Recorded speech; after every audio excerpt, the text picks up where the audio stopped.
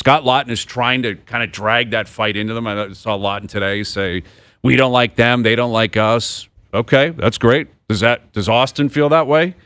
Does Nylander hate this team? We'll see. Does Morgan Riley hate them? Does Joseph Woll? I hope so. I hope they show up and look for a fight tonight. Not literally, but figuratively. And this would be a big win. The Leafs can pull this off. A big win tonight. The biggest key for the Maple Leafs is if they're smart enough, which they should be because they're an older team and they've been around the block, to understand you're feeling good after the Pittsburgh game and everybody got their goal and everybody's loosey-goosey. And can you flip the switch and say that's not even good? The Pittsburgh Penguins looked like they had a secondary Halloween party the night before the game. Well, and they responded last night. They did, a poor game. But it's not going to be anything like that. So be smart enough and veteran enough to understand you're going to have to fight for every inch. You're going to have to dump the puck. You're going to have to battle. You're going to have to be physical. And it's going to be a completely different game. And the score at the end of the night is going to be 3-1, 3-2, or 2-1. So do you want to commit to that game? I hope so. Yeah, I hope they pull I think they can. It's just a matter of will they do that tonight? Will they do it? And look, they have to look at this as a game they need badly, and it's a game that Florida is vulnerable, man. Like, yeah, the Leafs could feel sorry for themselves and say, well, we're vulnerable. Carlo looks like he's going to be out, might need surgery. Mm-hmm. There's no sign of Chris Tanev. Anthony Stolarz, no one's quite sure what he's up to. And those are not good storylines. And you can definitely, if you wanted to be a pessimist in that locker room, you could say, oh, we're screwed without these three guys. But you could also just look across the hallway and say, they don't have Barkov. They don't have Matthew Tkachuk. I mean, this is a very wounded, wobbling, two-time defending champion. And this is our moment here. Like, this is when you got to get these guys. Like, we don't want to see these guys in the playoffs. Nobody wants to see them in the playoffs. So let's keep them out of the playoffs. Right. Exactly. Launch yourself back in, it's December, but pick up 2 points tonight. Put yourself that much closer to that playoff line, but also knock them further down. I think every team that plays them has to look at it that way. That has to be the mentality. You do not want these guys to be the 8th seed, the last wild card in the East, with Barkov potentially coming back, with Matthew Tkachuk potentially getting healthy. Like, that would be a nightmare. Yep. Nice reward for having a great season. You play Florida in the first round. That would be an absolute nightmare for a team. Terrifying. To face them at the 8th seed. Terrifying, because they got a lot of guys out. Like you mentioned, the two big boys, but there's depth players that are out. Look at Tampa. Like, Tampa's dealing with a lot of injuries. And, again, the Tanev and Carlo out, that's 2 of your top 4, and they're going to be out for a significant amount of time. It's scary, for sure. It's not a positive story, and they've got to overcome that. But Hedman and McDonough have been out. Yeah. Those are 2 of their top 4 in Tampa. They keep winning. They keep playing. They keep rolling. And I'm curious where the Sam Bennett storyline goes tonight, where, again, if the roles were reversed and Player X knocked out Bob last year in the playoffs, Player X would be in trouble tonight. He would have the most difficult night of his career. Do you think Sam Bennett should be expecting that tonight? Who's going to do that? Well, I think Dakota Joshua. I think Bobby McMahon can lean on him. I think, are there Jake McCabe in a position to do that? I don't know. I don't know who's going to go up and challenge him. I'm not sure who that would be. But even if you don't challenge him, can you make his life difficult tonight? Can you catch him a couple times? Can you scrum with him and punch him in the head a few times?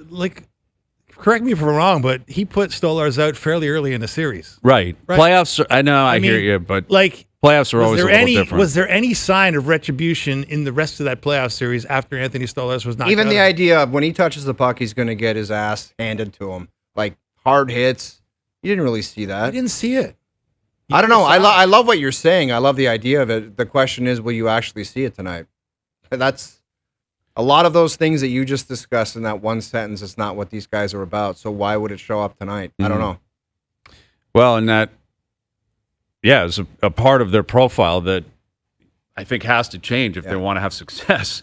Because you would think Dakota Joshua would say, I wasn't even here, guys, but I'm going to kick that guy's ass tonight because this is my team now, and I know what happened. And I'll deal with it. But who knows if that happens? Like, it just feels like a moment that I don't know if it would galvanize them or not, but I don't think it could hurt. Like, it feels like you put yourself in that room, someone goes up to him, and maybe he doesn't accept the call, and maybe Bennett goes, I'm not doing that, or whatever. He has the right to do that. He's fought before. He will fight. I would guess he'd probably accept the challenge. Like, my guess would be Bennett would probably say, sure, let's go. especially if you're not like, don't jump them or something like that if it's off the draw. But Tampa would do it. Florida would do it. We'll see what the Leafs do tonight. Yeah, Tampa and Florida have had some wars. I mean, over guys getting hit, like Barkov getting hit or Hagel getting hit or Ekblad doing something. Yeah, because it was like, you hit us, we're going to hit you back. I don't care if it was intentional, not intentional, if it was just, someone's going to have to pay a price for that. But we've been waiting for that for a long time with this team. I know. But I'm with you, like if you're one of the new guys and like Dakota Joshua, like you coming off a decent little stretch here where he's actually kind of started to look more like the player they hoped he'd be, with a little more presence out there. Like that wouldn't be a bad move, right? Just to say to yourself, hey, I can take this little project on here. Mm-hmm. Go at Sam Bennett, give Sam Bennett a cheap shot or fight him or cross check him or whatever. Take his head off in some way or another that would at least draw a little bit of attention, and I can say, hey, like I know what happened last year. I'm a member of this team now, and it's not going to happen anymore. Yeah, that would be a glass half full. Yeah, pull up. Whoever's going to take on the project better be ready because that guy. Oh yeah, he's a tough customer. That's the thing. Like he's not a heavyweight, but he's tough. Yeah, like he's tough, and that's why I think he's an old school guy that would be like he'd almost be expecting it. Yeah. He's probably surprised it didn't happen during the playoffs. So the goal is for him not to finish the game and say, "I can't believe one guy didn't touch me tonight." Yeah, I guess that's what it is. It doesn't have to be a fight, but someone's got to send some sort of a message. Someone in a scrum's got to pop him. Someone's got to if he's got the puck down the boards and you got a chance to finish your hit, you have to do it. Have to do it. Like it just feels mandatory. Maybe that's an old school. Simone Benoit is my guess. Benoit. Yeah, and he's back in the lineup tonight. They gave him a game off to attend a personal matter. Mm-hmm. He's been talking, very introspectively about he's not happy with his game. He hasn't been happy with the way he's been playing. He's hard on himself. Like that's a play you can make. Yep. Right? You pinch down on the boards and catch Bennett in a big moment coming out of his zone. Like that would not be a bad thing for Simone Bennett to do to energize this group and energize this fan base. Because right now, like, you feel like, to your point, like Sam Bennett's tough. Like you think you're going to be cheap. He can be cheaper, right? He's proven that throughout his career. And he's also a really good player. He's the reigning Conn Smythe Trophy winner. It's just not about the ruthlessness. The ruthlessness isn't the only thing that makes him good. But like you got to get back at him. You can't get back at him in November for what they did to you in the playoffs because it's just not on the same level. But you can chip away at it. Yeah, you can at least make a statement that we're a different team this year. That we see things differently now, and we see you in our sightlines, and we're going to have a crack. Yeah, like I don't think you can overstate how like big of a night this possibly can be for the Leafs to launch into something else. Like haven't played well. You won 2 of your last 3 games. Big game in Florida.